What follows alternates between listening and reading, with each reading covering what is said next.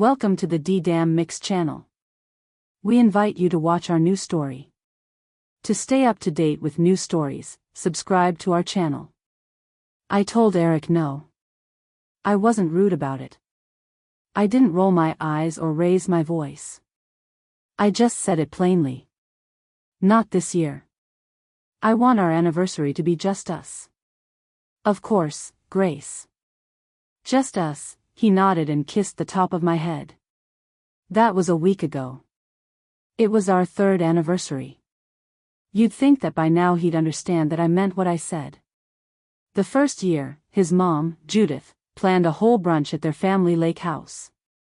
The second year, she insisted on dinner, just the 6 of us, which somehow turned into a 16-person buffet.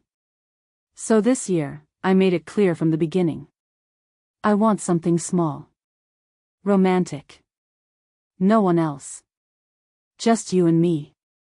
Of course, my husband did nothing but smile. You got it, babe, he said. Then the day of our anniversary came. I worked half a shift and he picked me up at 3 p.m. to get ready for our night. I was glowing, practically vibrating. I'd bought a new dress, something deep green with a low back and little pearls on the sleeves. When we got home, I showered, shaved, moisturized with my new fancy lotions, the entire works. I even asked him twice to confirm the dinner reservation. He did, both times. By 7 p.m., we were in the car, me wearing heels I couldn't really walk in, him tapping at the steering wheel, phone wedged between shoulder and ear. It was Judith. Again. Why has she been calling all day? I asked. Is something wrong? Not at all, he said, waving his hand like he was swatting a fly. Just stuff about Dad's meds. Nothing important at all. Something about the way he said it sat wrong. His jaw was tight. His laugh was off. But I didn't push. I wanted to enjoy the night. We pulled up to the restaurant, and for a moment, I let myself believe the night was still ours.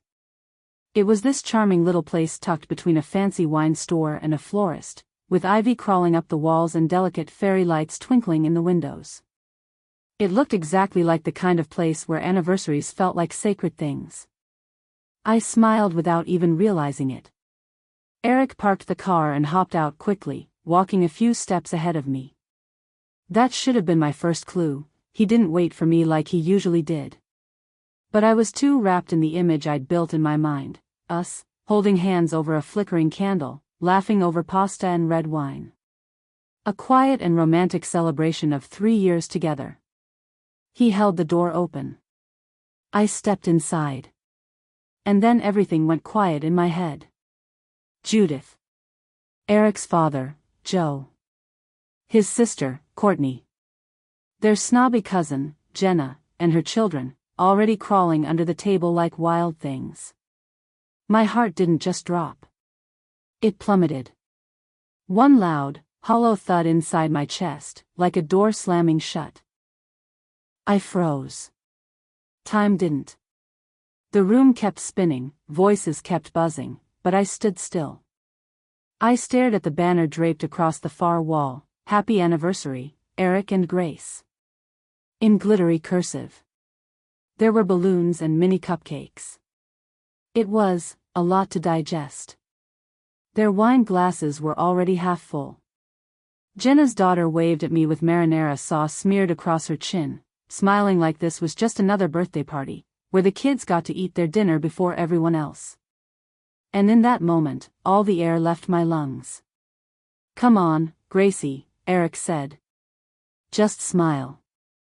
It's not that big a deal. We'll celebrate with them now and then we can celebrate together, later. I didn't smile. I didn't speak. I turned around, heels clicking sharply against the floor, and walked straight out of that restaurant, away from his family's stunned expressions and the sound of cutlery clinking behind me. My husband followed, calling my name, but I didn't bother to look back. Not once. He followed me into the parking lot, his footsteps quick behind mine, his breath visible in the cold evening air. Grace, he called out, already exasperated. It's done, okay? They're here. We can't just leave. Don't you see how rude this is? I turned to face him, my heels rooted to the concrete, the discomfort creeping up my calves. Why did I bother looking good for him? I thought. I asked calmly. We didn't do anything. We didn't plan anything. There was no us in this. You planned it without me. You lied. You invited them. After I told you no. After you looked me in the eye and said, just us. He rubbed his hands together, as if he could warm away the guilt clinging to him. They wanted to be part of it. Mom thought. Exactly, I snapped, cutting him off. Your mom thought. And you listened. Again. Like you always do. Gracie, please, he stepped closer, his voice lowering. I knew he was trying to smooth it all over with that name, the one he only pulled out when he wanted forgiveness without earning it. Don't make a scene, he added. I'm sure my mother is watching us through the window. Oh, now you don't want a scene. I let out a bitter laugh. It was sharp and ugly, and it made me flinch. We stood there in silence for a moment. I was hugging my arms tightly to my chest, not because I was cold but because if I didn't, I might have started shaking. He stood there rubbing the back of his neck like he was the one who'd just been ambushed. Then, surprise, surprise. Judith came outside. She walked toward me, her pearls catching the light and her soft pink shawl wrapped around her like she was hosting a baby shower instead of a betrayal. Grace, sweetheart, she cooed. We didn't mean to upset you. It's a family celebration. That's all. Go back inside, I said, not even trying to look at her. You're overreacting, she said. You should respect our family, Grace. You're being unreasonable. This was meant to be special. I just don't understand why you're being so ungrateful. I didn't yell.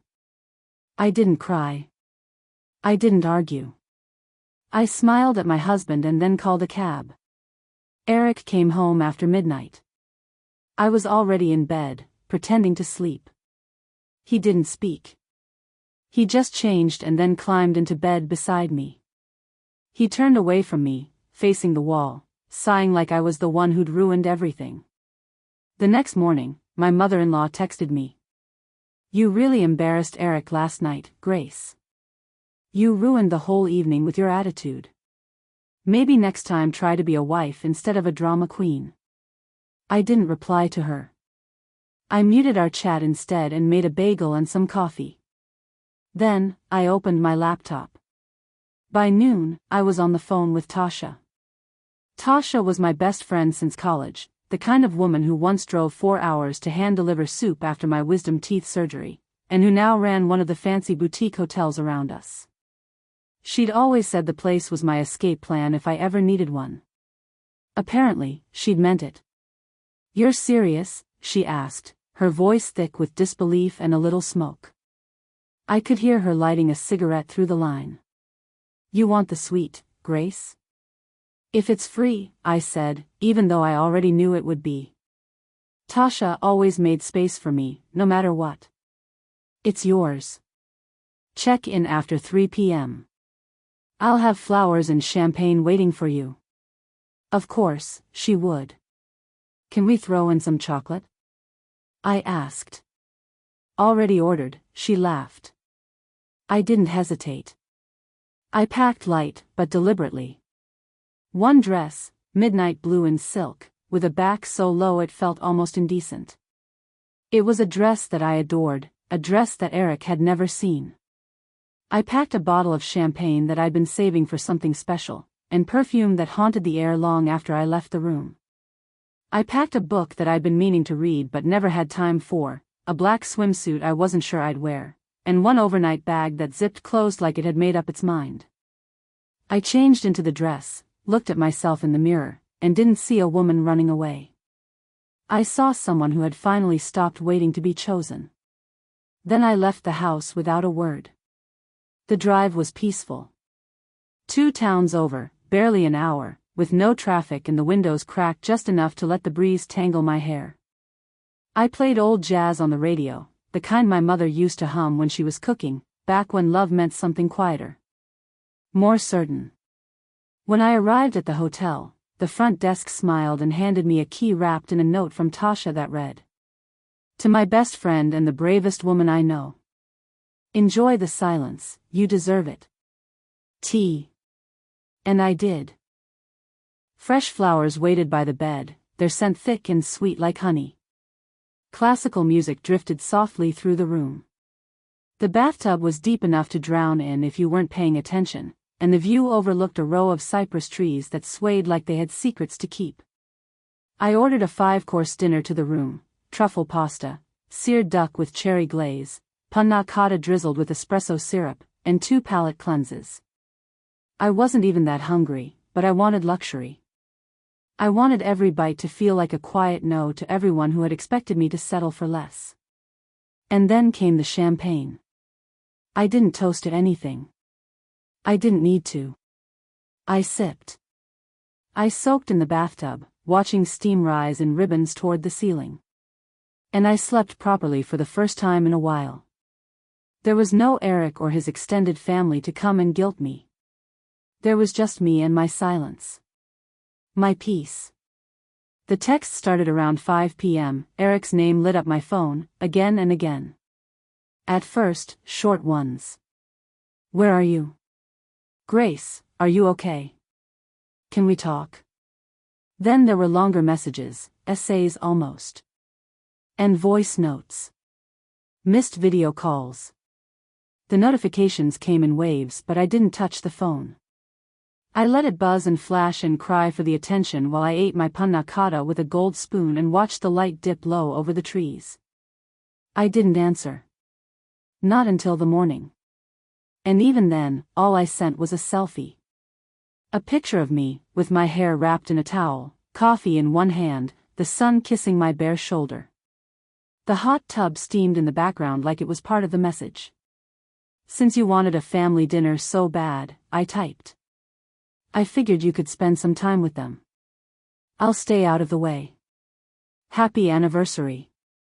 I turned off my phone and poured myself another cup of coffee, waiting for my stack of pancakes to arrive.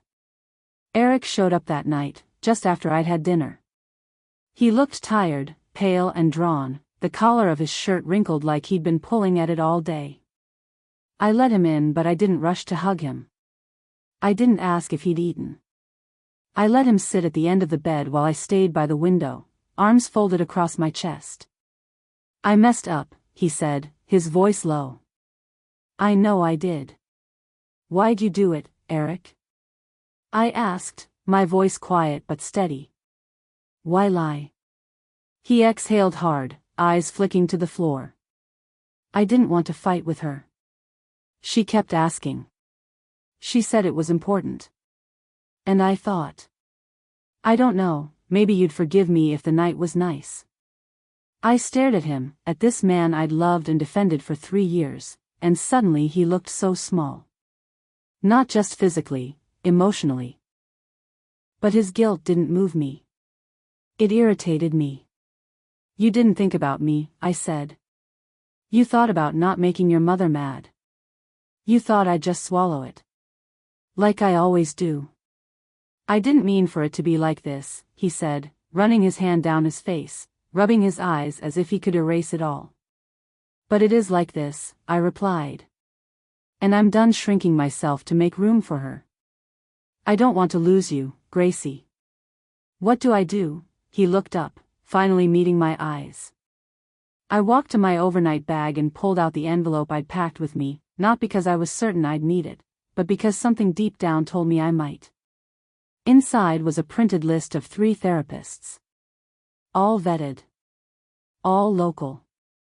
"Pick one," I said, handing it to him. "Because if you ever choose her over me again, you won't get another chance. Work with a therapist, think about how you treat your mother versus how you treat me, Eric." "Gracie." He blinked, stunned. "I don't think we need this." That name is reserved for the man who chooses me, Eric. Not his mother. So, Eric started therapy. At first, it was once a week. Then twice. He didn't love it, but he didn't quit. He started saying no to Judith. He drew lines in places where there used to be open doors. She cried. He didn't give in. Eventually, he stopped calling me Gracie so casually. The name got heavy. It was a weight. A promise of love and charm, things that Eric hadn't shown me in a long. And when my husband earned it again, it came back softer and warmer. Like the man I married was finally showing up. 6 months later, we took a trip. No announcements. No family invites. No compromise. Just us. Write in the comments what you think about this story and subscribe to our channel D-Damn Mix.